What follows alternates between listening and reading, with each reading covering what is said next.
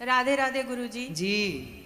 गुरुजी, मेरा ये प्रश्न है कि जैसे जब मैं यंग एज में थी ना तो बहुत सहन शक्ति थी, लेकिन अब मैं 50 के करीब पहुंच चुकी हूँ तो सहन शक्ति बहुत कम होती जा रही है। कहाँ चली गई?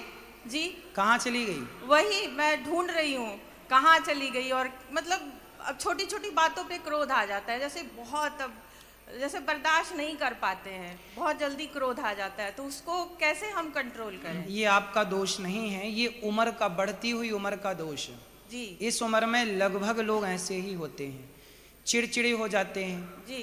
जरा जरा। अब देखो ना, बूढ़ी बूढ़ी स्त्रियां कहते हैं ना रस्सी जल गई पर, वही बात है। जैसे आप और बूढ़ी होगी जी, वैसे और आपका गुस्सा बढ़ेगा। मैं वही नहीं होना चाहती हूँ तो ना। फिर आपको एक उपाय बताता हूँ। जी।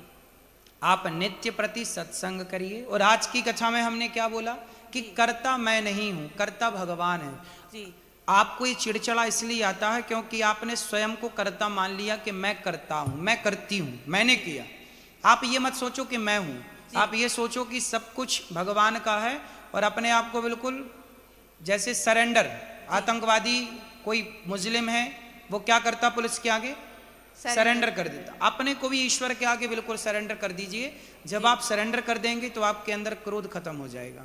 क्रोध आने की दो वजह होती हैं। गुस्सा इसलिए आता है कि पहला तो आपको अभिमान है कि मैं करती हूं, अभी तक मेरा इस घर में दबदबा था, अब जब से ये आए वो आए बहुएं आई तो मैं थोड़ा कम हो गया। नहीं गुरुजी, ये नहीं है कभी मैं वाली, तो मेरी भावना ही नहीं रही। फिर दूसरा क्या है? दूसरा पता नहीं, बस। तो अभिमान आने की दूसरी वजह ये है। जी।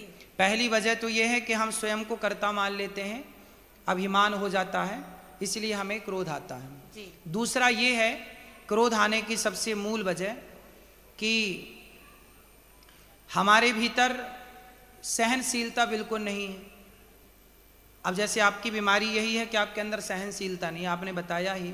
तो सहनशीलता जब कम होती है ना, तो वो क्रोध को बढ़ावा देती है। तो आप अपने अंदर की सहनशीलता को कैसे बढ़ाएंगे? सत्संग के द्वारा। रोज सत्संग नियमित करिए, आधा घंटा ही सही। रोज कथाएं यूट्यूब पर अनिरुद्धाचार्य टाइप कर लीजिएगा, रोज कथाएं सुनिए। जी, मैं रोज सुनती हूँ। रोज सुनिए, धीरे धीरे आप सत्संग करते करते करते करत करत अभ्यास के जड़मति होत सुजान, धीरे धीरे आपके अंदर बदलाव। और आप ये मत सोचिएगा कि ये सब मेरा, सब भगवान का मान के आप खुश रहिए, हर हाल में प्रसन्न रहिए। ये आपका कुछ भी नहीं है, सब भगवान का। ये मानती हो ना आप? जी जी बिल्कुल। आप बिल्कुल गांठ बांध लीजिए इस बात को कि कुछ भी आपका नहीं है, भगवान का है। कल का सत्संग भी अटेंड करिएगा, कल भी हम बहुत सारी बातें बताएंगे। जी गुरुजी, धन्यवाद।